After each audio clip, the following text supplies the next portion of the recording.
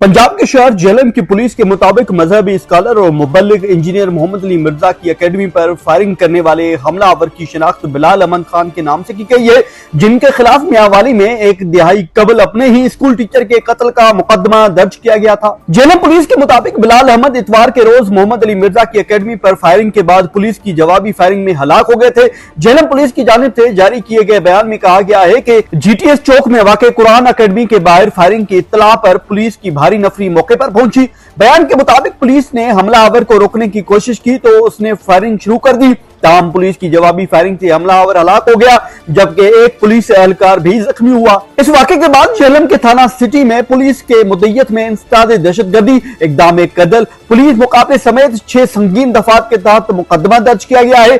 Jhelum police के तर्जमान के मुताबिक नादरा और पंजाब फोरेंसिक साइंस एजेंसी की टीमों के जरिए हलाक होने वाले मुलजिम की शिनाख्त की गई। उनके मुताबिक हमलावर का नाम बिलाल अहमद खान है, जिनके खिलाफ 10 साल पहले मियांवाली में कत्ल का मुकदमा दर्ज हो चुका था और वो 3 साल जेल में रहने के बाद रिहा हुए थे। उसके अलावा regional police officer Rawalpindi Syed Khalid Mahmood Hamdani का कहना है कि वाक़े की तहकीकात शुरू कर दी गई है और शवाहिद इकट्ठे किए जा रहे हैं। वाक़े की मुकम्मल रिपोर्ट तलब करते हुए जिम्मेदारों के तयन की हिदायत जारी कर दी गई है। झेलम में कुरान और सुन्नत अकेडमी के बाहर सिक्योरिटी हाई अलर्ट कर दी गई है और हिस्सास मकामात पर पुलिस की भारी नफरी भी बढ़ा दी गई है। थाना सिटी में पुलिस के मुद्दत में दर्ज FIR के मुताबिक झेलम में काजिम रोड पर वाक़े अकेडमी में हर इतवार मोहम्मद अली मिर्जा का लेक्चर होता है, जिसमें दूर दराज से लोग आकर शिरकत करते हैं और इस जमन में सिक्योरिटी के लिए पुलिस तैनात की जाती है।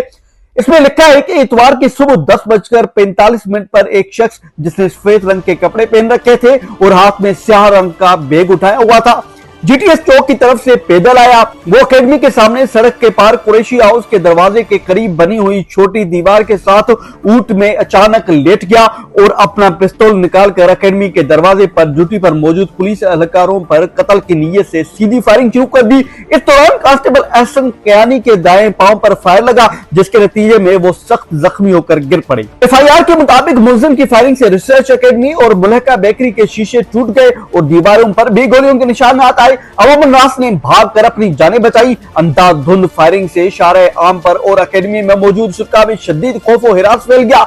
FIR में कहा गया है कि मौके पर मौजूद एहलकारों ने मुनासिब ऊंट लेकर एक दुकान पर फायर किए। कुछ देर बाद जब फायरिंग रुक गई तो देखा गया कि एक शख्स मुर्दा हालत में पड़ा है, जिसके दाएं हाथ में 9 mm का पिस्तौल था। झेलम पुलिस की जानिब से जारी किए गए बयान में कहा गया है कि जीटीएस चौक में वाक़े कुरान अकेडमी के बाहर फायरिंग के इत्तला पर पुलिस की भारी नफरी मौके पर पहुंची। बयान के मुताबिक पुलिस ने हमलावर को रोकने की कोशिश की तो उसने फायरिंग शुरू कर दी। ताहम पुलिस की जवाबी फायरिंग से हमलावर हलाक हो गया, जबकि एक पुलिस एहलकार जख्मी हुआ है। झेलम और मियांवाली दोनों शहरों के पुलिस ने तस्दीक की है कि इतवार के रोज मोहम्मद अली मिर्जा के पर फायरिंग करने वाले हमलावर की शिनाख्त बिलाल अहमद खान के नाम से की गई है। पुलिस हुकाम के मुताबिक बिलाल अहमद के खिलाफ सितंबर 2016 के दौरान मियांवाली के थाना सदर में अपने स्कूल टीचर को कत्ल करने के इल्जाम में मुकदमा दर्ज हुआ था और उस वक्त बिलाल मैट्रिक के तालिब इल्म थे। इस मुकदमे के मुद्दई यानी मकतूल टीचर समर अब्बास के भाई अब्दुल रज़ाक ने पुलिस को बताया था कि summer Abbas government high school Shah Hussain वाला में बतौर टीचर मुलाजिमत करते थे। 2016 के इस FIR के मतन के मुताबिक बिलाल अहमद ने स्कूल से वापसी पर टीचर समर अब्बास को ललकार कर कहा कि स्कूल के डिसिप्लिन के खिलाफ वर्जी पर मुझे मना करने का मजा चखाता हूं और साथ ही मुलजिम बिलाल ने 12 बोर इस्लाह से सीधा फायर समर अब्बास पर किया, जो कि मोटरसाइकिल से गिर पड़ा तो बिलाल अहमद बंदूक लहराता हुआ भाग गया। इस FIR के मुद्दई अब्दुल रज़ाक के मुताबिक वो जमींदार है और उनका भाई शरीफ नफ्स इंसान था। जब उसके कत्ल किया गया तो उसकी 1.5 साल की बेटी और 3 माह का बेटा था। दोनों बच्चे अब बड़े हो चुके हैं और मुझसे पूछते हैं कि हमारे बाबा को क्यों कत्ल किया गया था।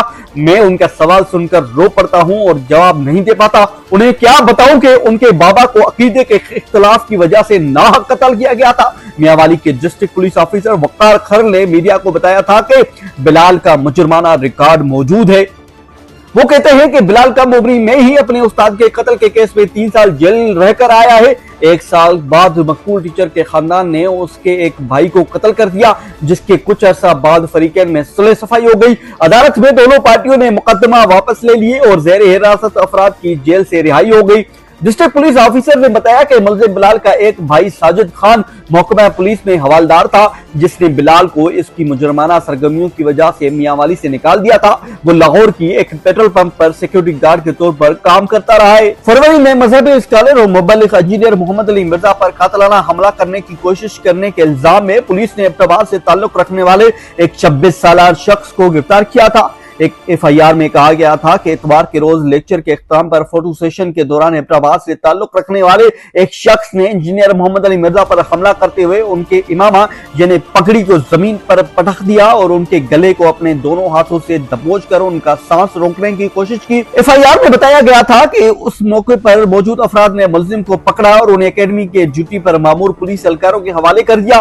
पुलिस ने यह मुकदमा तईजार पाकिस्तान की 324 से यानी इक़दाम कत्ल के तहत दर्ज की है। जिला पुलिस के मुताबिक इंजीनियर मोहम्मद अली मिर्जा पर मार्च 2021 में भी चाकू से हमला किया गया था, जिसके नतीजे में उनके बाजू पर जख्म आया था, तहम वो उस हमले में महफूज रहे थे। इसी तरह सन 2017 में होने वाले एक कातिलाना हमले में भी इंजीनियर मोहम्मद अली मिर्जा महफूज रहे। याद रहे कि गुज़िश्ता साल इंजीनियर मोहम्मद अली मिर्जा को मुबय्यना तौहीन मज़हब के मुकदमे गिरफ्तार किया गया था। तहम दिसंबर 2025 में उन्हें रावलपिंडी की अदालत जेल से जमानत पर रिहा कर दिया गया था।